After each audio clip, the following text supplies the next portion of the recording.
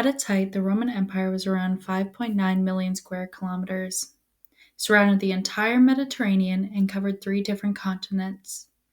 They were engineers known for their military tactics and architectural marvels.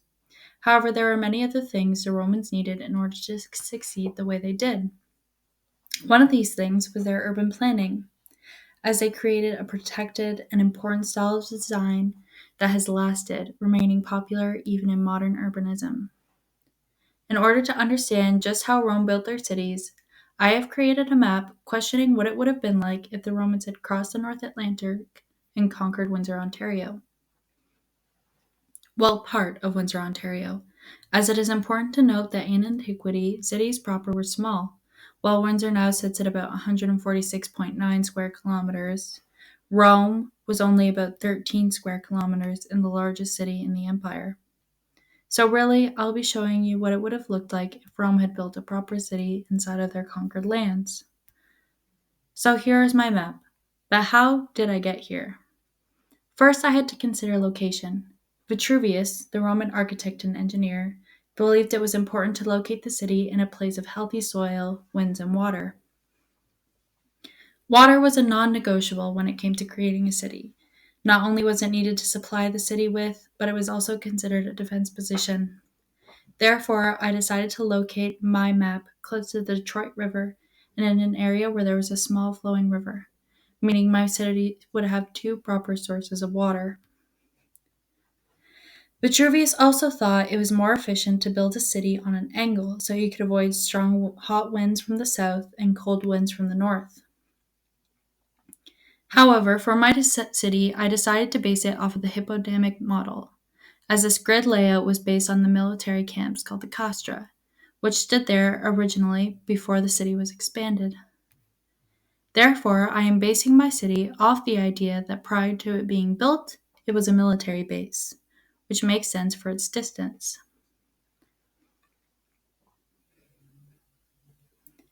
This system consisted of straight roads created with a surveying tool called the gorma, which allowed for workers to make everything a perfect 90-degree angle.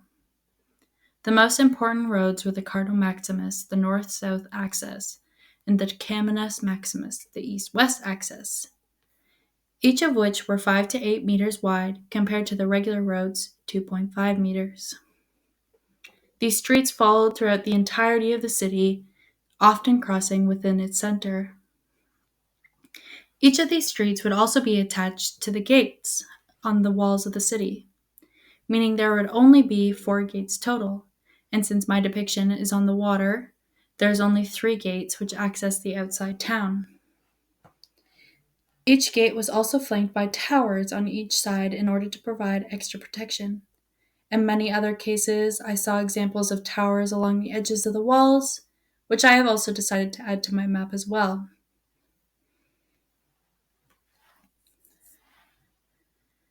Where the 2 axes crossed, as I stated most often in the center of the city, there was the main square called the Forum.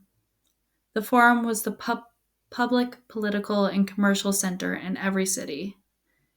It was often surrounded by other important buildings like the Basilica, the Missalum, or the markets, the Curia, which were the Senate houses, and temples. One of the most important buildings was the Capitolium, the temple to Capitolian Jupiter, the main deity within the Roman religion. Each Capitolium temple was a representation of the one in Rome, as each city in the province was meant to be a replica or a mini Rome. I also decided to depict other important buildings which would often be within inside a city. On the top right hand is the amphitheater, the theater, and another temple. These festive and predominant structures were kept on the outside, often sometimes completely being outside of its walls, in order to avoid disturbing everyday life in the center of the city. Throughout the city, there are 3 main baths, 1 large and 2 smaller ones. Baths were used by everybody in the city and were an important aspect of social life. meaning in many provinces there was more than one to accommodate all the people in classes. Usually, there was one close to the forum. This was often the largest and most beautiful, as it was used by the aristocratic elite. Baths consisted of three main rooms: the frigidarium, the cold room; the tepidarium, the warm room; and the caldarium, the hot room. I made sure that in each of my depictions of the baths, you are able to clearly see the three rooms within the building. Around their city, there is also other temples. While normally they would be on an elevated surface, Windsor is not a very elevated area, so I decided to keep them spread out throughout the city walls. These temples were smaller than the ones in the Forum and were often for minor deities worshipped throughout the people in the city. Additionally, I decided to add a library near the Forum. Although not all cities had this, I believed it was a nice touch to represent the importance of cultural activities within the Roman Empire, as well as the university in Windsor, Ontario. Within my map, you may have also noticed the many black squares. Each of these represents a city block called insulae.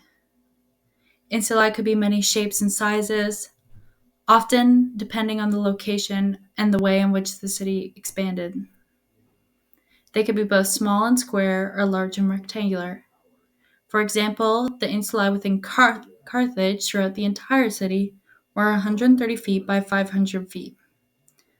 On blocks closer to the Forum, there would be the domus, full homes reserved for the aristocratic elite. While on the outside blocks, there would be the insulae, which was also a term for apartments. The insulae would normally be divided through the middle, creating a smaller back alley.